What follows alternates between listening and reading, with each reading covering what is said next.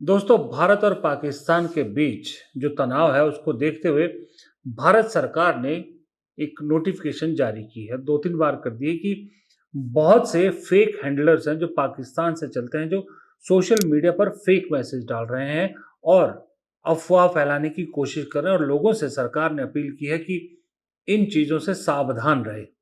मैंने भी कल से लेके कई वीडियोज़ में ये नोटिफ़िकेशन डाल दी है, जो सरकार ने जारी की कि ऐसे लोगों से, ऐसे हैंडलर से सावधान रहें जो फ़ेक न्यूज़, गलत प्रोपेगेंडा चलाने की कोशिश कर रहे हैं और ऐसे हैंडल पाकिस्तान से चल रहे हैं। ये तो सरकार कंट्रोल कर रही है, लोगों से अपील कर रही है, लेकिन जो देश में बैठे सो कॉल्ड फर्जी पत्रकार देश के बहुत सीनियर नेताओं के बारे में गलत अफ़वाहें फैला रहे हैं, गलत जानकारियाँ दे रहे हैं, उनकी इज़्ज़त को तार-तार कर रहे हैं, उनके बारे में गलत अफ़वाह फैला रहे हैं, उन पर कब कार्रवाई होगी? उनका क्या? उनको सरकार क्यों नहीं रोक रही? एक दूरदर्शन के बहुत ज़हरीले एंकर है अशोक श्रीवास्तव। ये देखिए उन्होंने एक प्रोग्राम किया। प्रोग्राम का नाम देखिए, भारत तैयार पर घर में कितने गद्दार। और इसमें फ़ोटो देखिए किसकी है। मल्लिकार्जुन खड़गे, इमरान मसूद दोनों कांग्रेस के सांसद और अजमल जो यूडीएफ के सांसद हैं, बदरुद्दीन अजमल। 2 इसलिए कि मुसलमान हैं, तीसरा मल्लिकार्जुन खड़गे कांग्रेस के अध्यक्ष हैं इसलिए। देश के गद्दार सरकारी चैनल पर, सरकारी दूरदर्शन चैनल पर, जो सरकारी चैनल है, कोई प्राइवेट चैनल नहीं, सरकारी चैनल पर ये एंकर देश के 3 वरिष्ठ नेताओं को गद्दार कह रहा है। अब इस चीज़ पे कौन कंट्रोल करेगा? ये अफ़वाह नहीं है तो क्या है? ये इन ऐसे लोगों को तुरंत पत्रकारिता से बाहर करना चाहिए कि नहीं करना चाहिए? लेकिन नहीं किया जा रहा। लेकिन अब कांग्रेस ने इस ज़हरीले पत्रकार को सबक सिखाने का ठान लिया है। कांग्रेस के लीगल सेल ने बाकायदा अशोक श्रीवास्तव के खिलाफ तुगलक रोड थाना में एफआईआर दर्ज कराई है, जिसमें उन्होंने लिखा है कि किस तरह से अशोक श्रीवास्तव ने फॉल्स और मैलिशियस इंफॉर्मेशन अगेंस्ट मल्लिकार्जुन खड़गे ji, member Rajya Sabha and the Indian National Congress के बारे में फैलाई है। और इस एफआईआर में पूरी डिटेल है, जिसमें इनका पूरा जो प्रोग्राम का डिटेल है और जो उनके शॉर्ट्स है वो भी लगाए गए हैं। बहुत से इस अशोक श्रीवास्तव के इस प्रोग्राम को लेकर सोशल मीडिया पर बहुत नाराजगी है।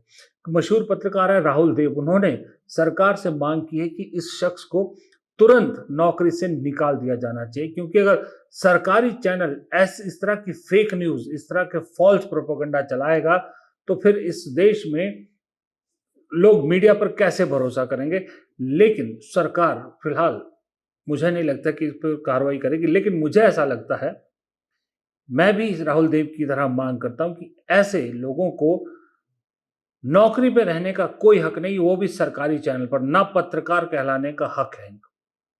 किसने हक दिया? जब विपक्ष मल्लिकार्जुन खड़गे, राहुल गांधी दोनों 2 बार सर्वदलीय बैठक, इस इंडिया पाकिस्तान टेंशन को लेकर सर्वदलीय बैठक अटेंड कर चुके हैं और दोनों बार कांग्रेस पार्टी की तरफ से फर्म स्टैंड कहा है कि हर मामले पर सरकार के साथ है, सरकार को पूरा समर्थन है। जब कांग्रेस पूरा समर्थन दे रही है, फिर मल्लिकार्जुन खड़गे को गद्दार कैसे कह सकता है ये इंसान?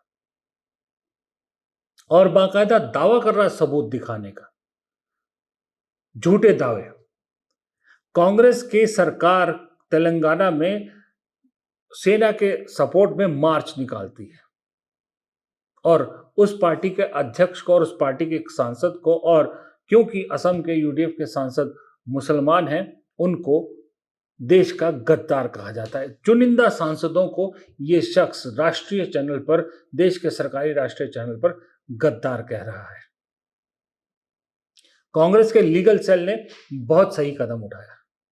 इस आदमी को सजा मिलनी चाहिए, सबक मिलना बहुत जरूरी है, क्योंकि जिन जिन को लगता है कि उन पर सत्ता का आशीर्वाद है, ये पत्रकारिता के नाम पर जो दलाली कर रहे हैं, ये बहुत सीमा से आगे निकल चुके हैं। इन लोगों की जो सीमा है, वो जो पत्रकारिता की सीमा है, वो तो कहीं पीछे छोड़ चुके हैं। अब ये दलाली में भी कहीं आगे निकल गए हैं। सरकार, देश, सेना के साथ है। लोगों से आह्वान कर रहा है कि फेक न्यूज़ में मत आइएगा, झूठी अफ़वाहों पे मत जो है विश्वास कीजिएगा। और ये सरकारी चैनल का एंकर देश के विपक्ष के नेताओं के बारे में इस तरह की अफ़वाह फैला रहा है। कांग्रेस ने एफआईआर की है।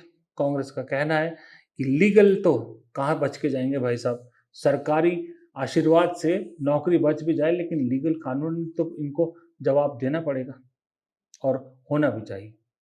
दूसरी तरफ एक और ट्वीट देख रहा था मैं, कपिल मिश्रा बीजेपी के, आपको मालूम है अब दिल्ली के विधायक हो गए हैं, दिल्ली में शायद मंत्री भी हैं। वो राफेल को लेके एक्स पर ट्वीट कर रहे हैं कि जो राफेल पे सवाल करते थे वो कहाँ है। सोचो अगर राफेल सौदा रद्द हो गया होता तो आज भारत की क्या हाल होता। अभी दोनों देशों के बीच तनाव बना हुआ है। सरकार अपील कर रही है सहयोग का सब पूरे देशवासियों से।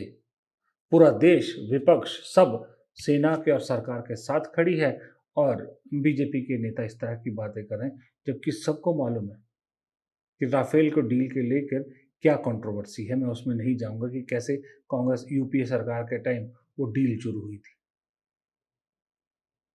ऐसे बहुत सारे लोग हैं। ऐसे लोगों को सबक मिलना बहुत ज़रूरी है, वरना किसी दिन ये ऐसी सीमा लांघेंगे कि जिसको रोक पाना फिर मुश्किल होगा। नमस्कार।